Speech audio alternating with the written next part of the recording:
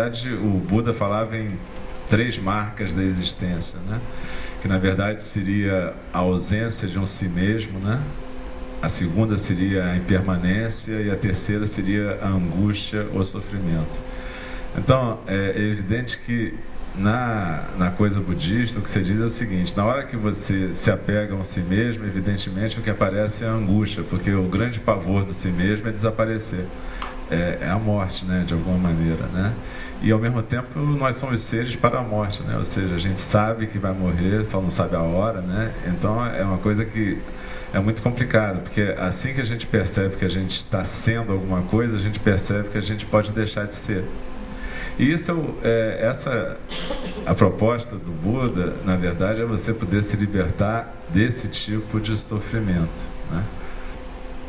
Pessoas que têm esse tipo de vivência, né, que veem, sentem, ouvem coisas que a gente normalmente não percebe, geralmente se incomodam muito com isso, né? São vivências muito desagradáveis. As pessoas escondem, não falam para ninguém porque ficam com medo de ser chamadas de maluco, se sentem muito invadidas por essas experiências, não sabem o que fazer com isso, ficam angustiados com isso. Então eu vejo que isso traz um sofrimento. O psicanálise não tem muito o que fazer com isso, né? O que acontece no budismo, tradicionalmente, é o seguinte: como tudo é visto como uma construção, tanto a percepção sensorial quanto a percepção extrasensorial não faz muita diferença. Ou seja, se você está vendo uma pessoa ou se você está vendo um espírito, num certo sentido, é tão construção um quanto o outro. É tão ilusório um quanto o outro. Então, na verdade, para o Buda, essas experiências que ele chamava na época de experiências mágicas ou transcendentais nesse nível, não eram interessantes, porque ele dizia que era só mais uma forma de você se enredar na ilusão. Agora, se a gente pensar na pessoa, como você falou, na pessoa que está tendo essas experiências, se essas experiências são fortes o suficiente para incomodarem a pessoa, ou seja, porque tem gente que de repente com uma explicação dessa fica satisfeito e toca a vida, não se incomoda mais com aquilo, mas tem gente que se sente perturbado com esse tipo de experiência realmente. Aí eu acho que o budismo também não tem muito o que oferecer não, porque não tem um enquadre para isso no budismo.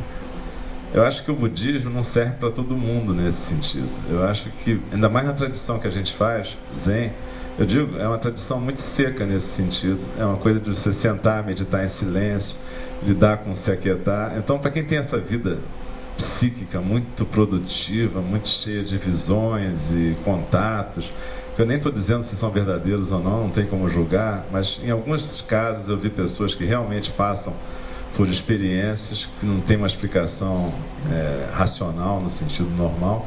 Eu acho que a pessoa tem que procurar uma tradição onde ela se sinta acolhida, onde aquilo vai ter uma referência, onde ela vai poder seguir um caminho de desenvolvimento e ela vai ter um enquadre para aquilo, ela vai ser mais feliz, entendeu? Nesse sentido de sofrer menos. Tem muita gente que vive procurando alguma coisa para se encaixar e acha que através daquela coisa vai achar a sua paz de espírito, não sei o quê. Mas na verdade, você encontra o que você está levando, né? Se você está levando essa insatisfação, você vai continuar achando essa insatisfação lá.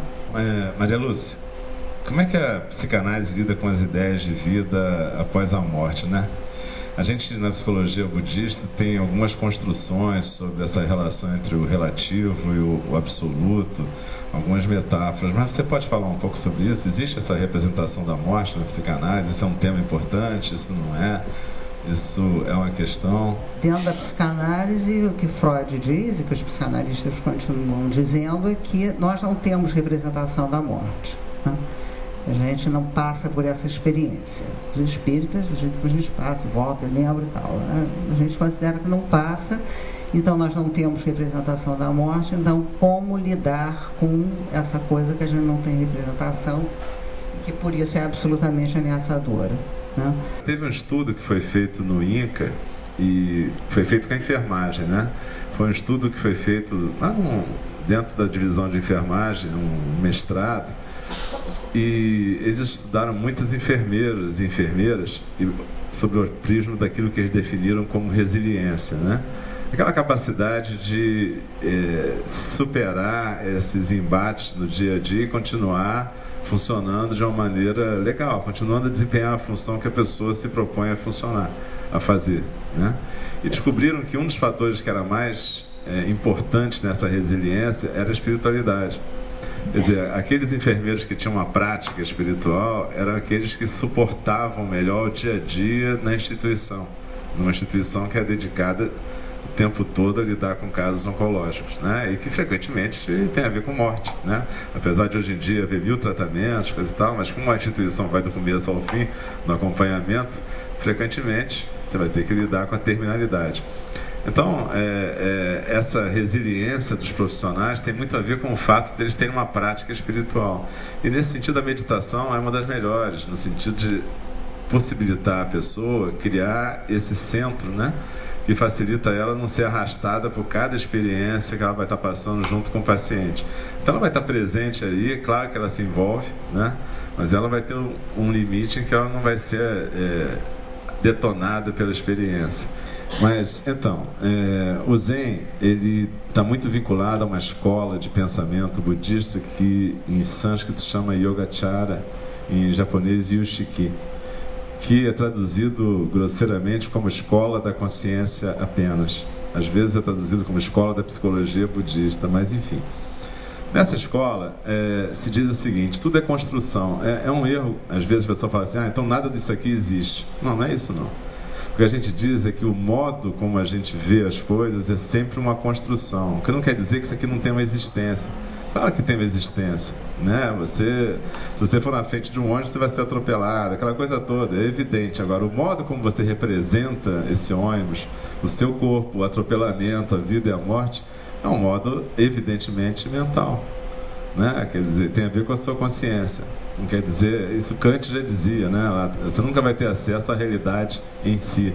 Você vai ter sempre acesso a uma representação, a um fenômeno tal como ele se manifesta. Vida e morte, num certo sentido, são construções também.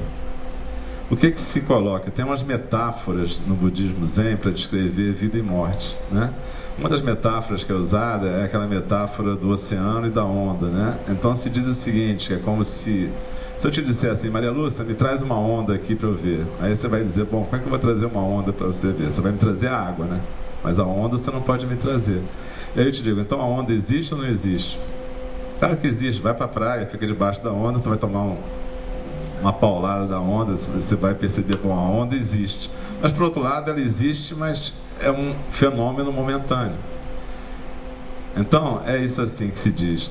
Nessa metáfora dessa escola, a vida é como uma onda, é um fenômeno que existe, mas na verdade ela aparece e desaparece. E aí o que você vai ter normalmente vai ser um oceano, né?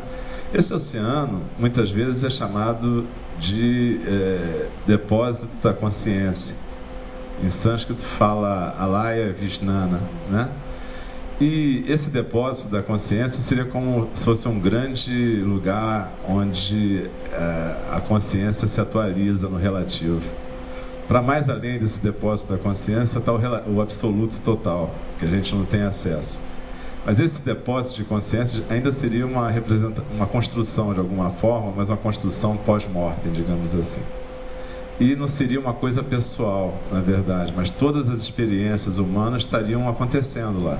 Nesse sentido, essa busca espiritual precisa ser assim também, né? Algo que venha de dentro, que a pessoa cria, né? E não que aprisione.